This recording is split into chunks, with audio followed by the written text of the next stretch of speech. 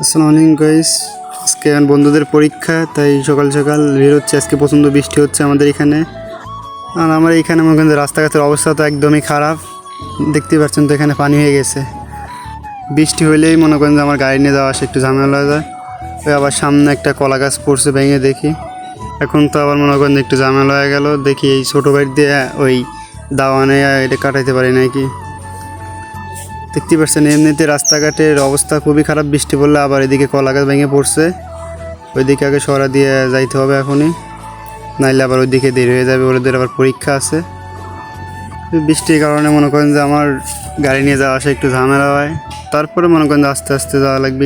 পরে ছোটো বাইরে দাওটা দিলাম, যার ওখান থেকে নিয়ে আসছো ওরে দিয়ে আসো। এই কেদো রাস্তা থেকে হিরিমবমে এখানে চলে আসলাম। এখন মনে করেন রানিং যাইতে হবে, আবার এক বন্ধু আছে অনেক দূরে, ওরা আগে আনতে যাইতে হবে, তাইলে মনে করেন যে দেরি হয়ে যাবে। ও আবার স্কুলে যাবে, তাই ওর রাস্তার এক সাইডে নামা দিলাম, বললাম যে তুমি যাও, আমি তো পরীক্ষার ছাত্রদের নিয়ে যাবো, তাহলে তোমার নিয়ে যেতাম। পরে ও চলে গেল ওই দিক দিয়ে। পরে আমি আমার এক বন্ধুরে আনতে যাচ্ছি, ওর বাসাটা একটু দূরে, তাই ওরে আগে আনতে যাচ্ছি। আর সবাই যে এই সাইডে থাকবে না, এক দোকান আছে এই সাইডে, ওরে আগে নিয়ে আসি এখান থেকে আমি। আমাদের এদিকে আবার শনিবার আর বুধবার হাট লাগে। বুধবারের দিন তো সকাল সকাল লাগে যায়, আজকে বৃষ্টির কারণে দেখতে পাচ্ছেন ফাঁকা পুরোটাই। তারপরে এখন একটু বৃষ্টি কমতেছে আস্তে আস্তে, সবাই মনে করেন যে চলে আসবে না তাড়াতাড়ি। আমার বন্ধুর এই মাথায় থাকার কথা, দেখি ওই বাড়িতে থাকার কথা বলছিল আমারে।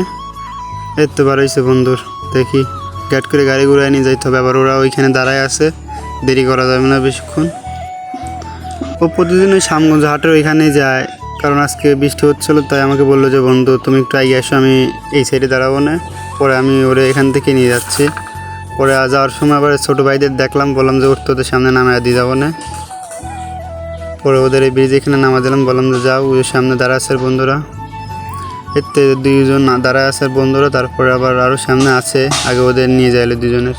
এতে ওরা একজন দাঁড়া আছে। এই মেঘ বৃষ্টির সময় মনে করেন যে আমাদের সবার একটু এরকম ঝামেলা হয়। সবাই ওঠার পরে বললাম যে তাড়াতাড়ি কর, দেরি হয়ে যাবে, তাইলে পরীক্ষা। মেঘ বৃষ্টির সময় রাস্তাঘাটে কথা বলা যায় না, তাই রানিং চলে যাচ্ছে এখন। রাস্তাঘাটে কথা কওয়া যায় না, মেঘ বৃষ্টির সময় রাস্তায় জ্যামও থাকতে পারে। আবার আজকে বৃষ্টির কারণে ভ্যান চলে না, তো দেখতে পাচ্ছেন অনেক যাত্রী এখন দাঁড়ায় আছে। বৃষ্টি পড়লে তো মনে করেন যে এমনিতেই মানুষ ভ্যানে উঠতে চায় না, আর বেশিরভাগই মনে করেন যে ইজি বাইকেই উঠতে চায়। কিন্তু আমার গাড়িতে এখন পুরা লোড। ওদের পরীক্ষা সেন্টার যে জায়গায় ফেলাইছে, ওদের নামায় দিয়ে পরে বললাম যে বন্ধু তোরা যাও, ভালোভাবে পরীক্ষা দাও। ওদের মনে করেন যে 3 ঘন্টা পরীক্ষা হবে, 3 ঘন্টা তো ওদের তো 3 ঘন্টা পরীক্ষা হবে। 3 ঘন্টা বসে না থাকে আমি মনে করেন যে সামনের দিকে এগিয়ে যাই খেপ মারার লেগে। পরে কয়জন পালাম আমিনপুর যাবে, তাই ওদের নিয়ে যাচ্ছে। আর কয়জন আছে পরীক্ষা ছাত্র, 2-1 জন আছে মনে হয়, ওরা যাবে সেন্টারেই, ওদের ওইখানে নামা দিয়ে যাবো। ওদের নামায় দিয়ে সামনে এক চাচা আছে, দেখি সেই চাচা যাবে নাকি। চাচা দেখি কাটালে দিশনে দাঁড়িয়ে ছিল চাচা। পরে বললাম যে কই যাবেন, পরে বললো যে আমিনপুর নতুন বাজার যাবে, তাই চাচারে উঠে এলাম। এই কাকাকে উঠানোর পরে সামনে আর একটু আগে যাওয়ার পরে আরেকজনকে পেলাম। পরে বললাম যে ওঠেন, নিচের জায়গা আছে। কারণ ওইখানে মনে করেন যে বসে থাকার চেয়ে 3 ঘন্টা বসে থাকাতে আমি যতটুকুই পারি ততটুকু মনে করেন যে গাড়ি চলে ইনকাম করে নিতে পারি।